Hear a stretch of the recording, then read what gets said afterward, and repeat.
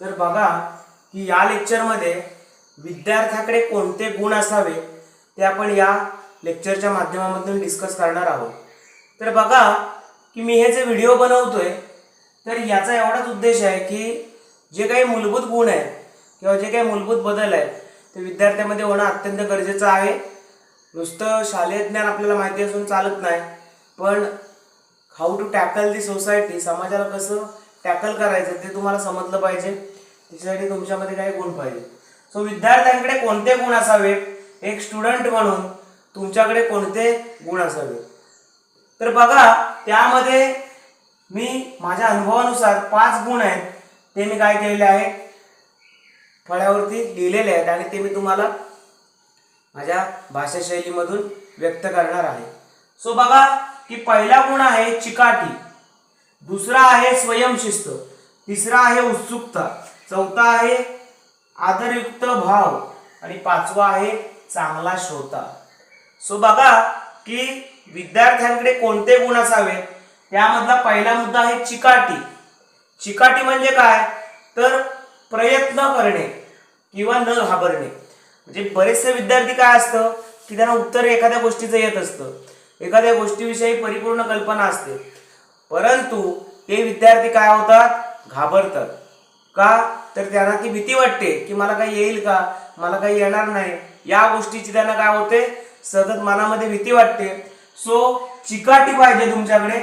याचाच अर्थ काय की चिकाटी असेल तर तुम्ही काय करता, प्रयत्न करता। बघा चिकाटी असेल, चिकाटी म्हणजे काय, तुम्ही प्रयत्न केला पाहिजे, तुम्ही घाबरलं नाही पाहिजे। ओके, म्हणजे विद्यार्थ्याकडे पहिला गुण कुठला पाहिजे, चिकाटी।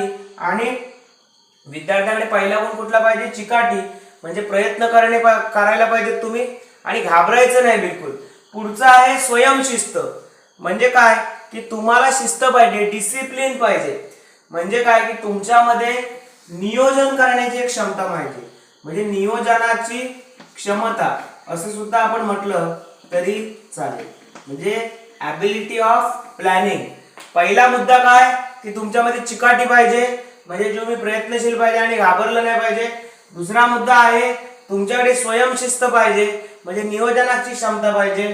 तिसरा मुद्दा आहे उत्सुकता आणि जिज्ञासा, तुमच्यामध्ये काहीतरी करण्याची उत्सुकता पाहिजे, जिज्ञासा पाहिजे, नवनवीन गोष्टी शिकत राहण्याची आवड पाहिजे। चौथा मुद्दा आहे आदरयुक्त भाव, की तुम्हाला शिक्षकांविषयी आदर वाटला पाहिजे। शिक्षक हे आपल्याला घडवतात, तर त्यामुळे आपण शिक्षकांना आदरयुक्त भाव दिला पाहिजे। आणि पाचवा मुद्दा आहे तुम्ही चांगला श्रोता ऐकलं पाहिजे। विद्यार्थ्यांनी आधी वाचन लेखन ह्याच्यापेक्षा चांगले शब्द कानावरती घ्यायला शिका, चांगला ऐकायला शिका। जर तुम्ही चांगला ऐकलात तर तुमच्यामध्ये आमूलाग्र बदल होतील। तर बघा की हे जर गुण असतील तर विद्यार्थ्यांना एक शालेय जीवनामध्ये यश मिळेल। परंतु हे नेहमी लक्षात ठेवा की शालेय जीवनामध्ये तुम्ही किती यशस्वी असलात तरी तुम्ही जे आपलं दैनंदिन जीवन आहे ते सुद्धा तुम्हाला जगता यायला पाहिजे, तरच तुम्ही खरे यशस्वी विद्यार्थी असाल। अदरवाईज नुसतं शालेय जीवनात यशस्वी आहे तरी सुद्धा त्याचा काही अर्थ नाही। सो बघा की विद्यार्थ्याकडे कोणते गुण असावेत आपण एकदा ओव्हरलुकिंग करणार आहोत। पहिला मुद्दा आहे चिकाटी, प्रयत्न करणे, न घाबरणे। दुसरा मुद्दा आहे स्वयंशिस्त, म्हणजे नियोजनाची क्षमता। तिसरा मुद्दा आहे उत्सुकता व जिज्ञासा, म्हणजे नवनवीन गोष्टी शिकणे। चौथा मुद्दा आहे आदरयुक्त भाव आणि पाचवा मुद्दा आहे चांगला श्रोता। तर बघा की या व्हिडिओमध्ये मी इथेच थांबतोय, इथून पुढच्या भागामध्ये आपण नवीन व्हिडिओ घेऊन येणार आहोत। धन्यवाद।